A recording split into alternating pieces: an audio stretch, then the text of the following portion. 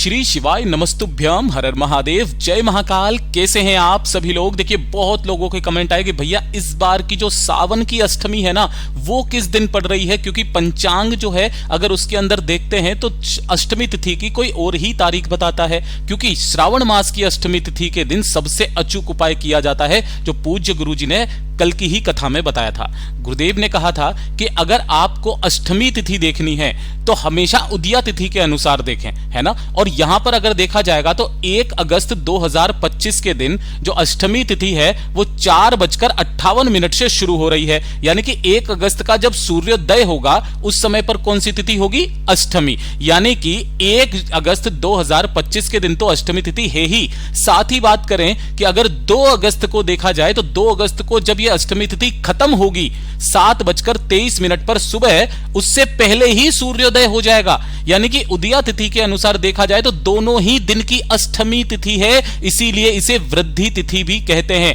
हम जो पंचांग फॉलो करते हैं वो उज्जैन का जो महाकालेश्वर जी का पंचांग है उसी को फॉलो करते हैं, और इन दोनों में से किसी भी दिन, यानी कि आपको इस श्रावण मास की अष्टमी तिथि के दिन ये 5-5-5 वाला उपाय करना बिल्कुल भी मत भूलिएगा। इसका एक मौका जो कृष्ण पक्ष की अष्टमी आई थी वो निकल चुका है, ये आखिरी मौका है। इस अष्टमी तिथि के दिन आप सभी लोगों को ये उपाय जरूर करना है। गुरुदेव की कथा से सुन करके और समझ करके पूरे उपाय को बहुत आसान भाषा में आप सभी लोगों को बताऊंगा, परंतु उससे पहले आप सबसे बस एक छोटी सी प्रार्थना करूंगा कि जो लोग पहली बार आए हैं चैनल को सब्सक्राइब जरूर कीजिएगा और वीडियो को लाइक करके महादेव का कोई सा भी प्यारा नाम कमेंट बॉक्स में लिखना मत भूलिएगा। इस पूरे वीडियो में हम 3 महा उपायों के बारे में बात करेंगे जो कि आपकी अलग अलग कामना पूर्ति के लिए सिद्ध होंगे, तो ध्यान से सुनना है और समझने की कोशिश करना है। सबसे पहले बात करते हैं हमारे पहले वाले उपाय की। देखिए पहला वाला उपाय कौन सा है वो चीज ध्यान से सुनना और समझना। गुरुदेव ने कहा कि जो भी सावन के महीने की अष्टमी तिथि पड़े, दोनों में से किसी भी एक अष्टमी तिथि को ये वाला उपाय आपके परिवार के स्त्री, नारी, बहन, बेटी, किसी भी एक व्यक्ति को ये उपाय करना ही करना है, ठीक है ना।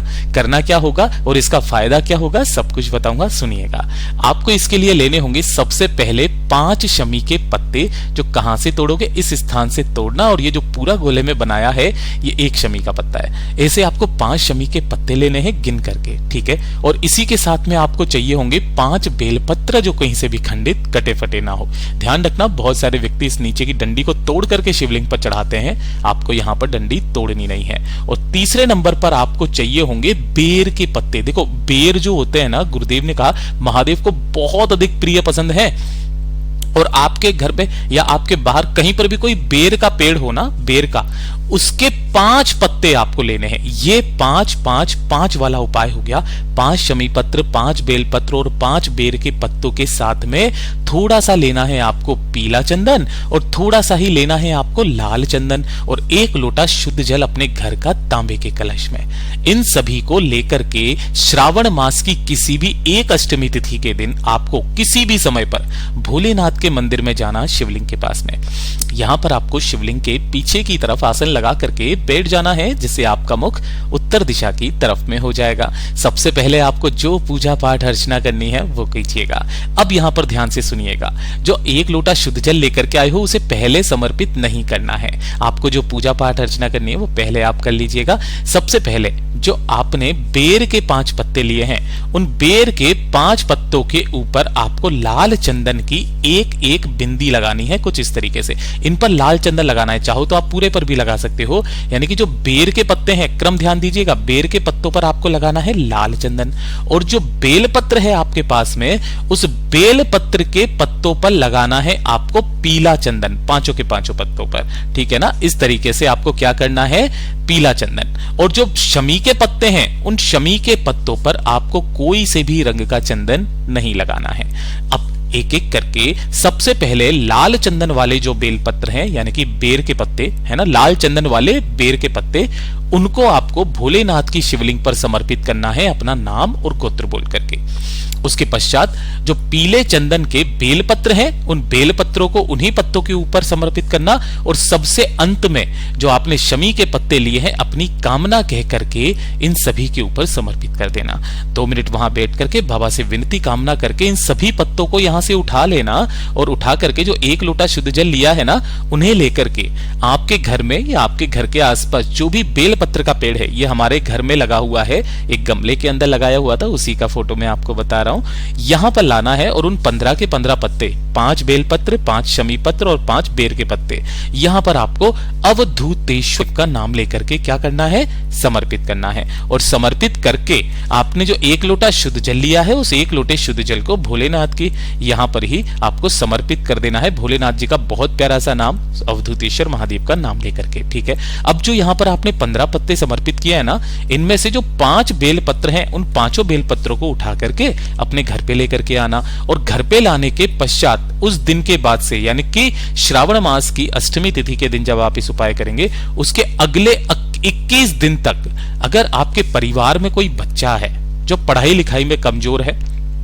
या फिर वो उसको पढ़ाई लिखाई याद नहीं होती है, आपकी बात नहीं मानती है, गलत रास्ते पर जा चुका है ना, शराब, सिगरेट, तंबाकू, नशा करता है, या फिर आपके परिवार का कोई व्यक्ति है जो कि बहुत ज्यादा नशा करता है, शराब का, सिगरेट का, पर नारी के चक्कर में पड़ चुका है, बात नहीं मानता है, अपशब्द बोलता है, तो उसे लगातार 21 दिन तक इस बेल पत्र की पत्तियां और इस डंडी को आपको खिलाते रहना है। जैसे एक दिन आपने इस एक बेल पत्र की डंडी खिला दी, एक दिन आपने ये वाली पत्ती खिला दी, एक बार ये वाली पत्ती खिला दी, एक बार ये वाली पत्ती खिला दी, एक बार दूसरे वाले बेल पत्र की ये पत्ती खिला दी, ऐसे करके 21 दिन तक आपको ये पांचों के पांचों बेल पत्र उस व्यक्ति को किसी भी तरीके से खिला देने हैं। अगली अष्टमी आने तक उस व्यक्ति में इतना सुधार आएगा कि आपने सोचा नहीं होगा। ये शिव तत्व है।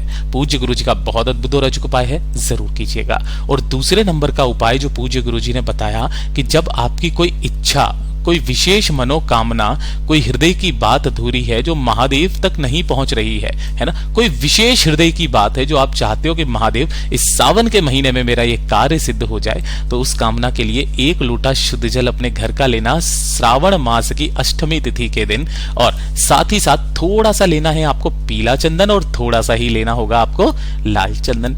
इन दोनों को लेकर के आपके घर के आसपास जो भी महादेव जी का मंदिर हो वहां पर आपको पहुंच जाना है।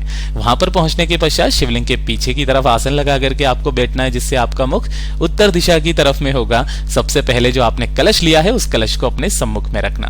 सम्मुख में रखने के पश्चात जो लाल चंदन लिया है ना, उस लाल चंदन से आपको 7 बिंदियां इस जो लोटा लिया है, इस लोटे के ऊपर अपनी कामना कहते हुए कुंदकेश्वर महादेव जी के नाम से लगा लेना। 7 बिंदियां पहले इस लोटे पर लगाना, और जो पीला चंदन लिया है उस पीले चंदन की 1 बिंदी आपको इस कलश के मुख पर लगानी है। मैं आपको यहां पर भी करके बता देता हूं।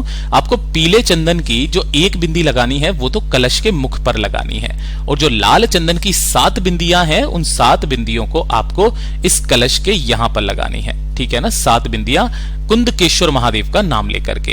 अब दोनों हाथों में आपको इस कलश को पकड़ना है, और इसी कलश से आपको क्या करना है, शिव जी को जल चढ़ाना है। लेकिन जल चढ़ाने का क्रम क्या रहेगा, जहां पर आपने ये पीले चंदन की बिंदी बनाई है ना, इस पीले चंदन की बिंदी के ऊपर से ही आपको जल समर्पित करना है शिवलिंग के ऊपर से, यानी कि जो लोटे में से जल की धार गिरे उस पीले चंदन के ऊपर से गिरे। अपनी मनोकामना मन में कहते हुए श्री शिवाय नमस्तुभ्यम मंत्र का जाप करते हुए इस संपूर्ण जल को आपको शिवलिंग पर समर्पित करना है। जो भी जल जलाधारी से बहकर नीचे की तरफ आए, थोड़ा सा जल आपको रोकना है, अपने दोनों नैनों पर अपनी कामना कह करके लगा लेना है। पूज्य गुरु जी ने कहा कि महादेव ने चाहा तो सावन खत्म होने तक आपकी वो कामना जरूर पूरी होगी। गुरुदेव का बहुत अद्भुत और अचूक उपाय है, जरूर कीजिएगा।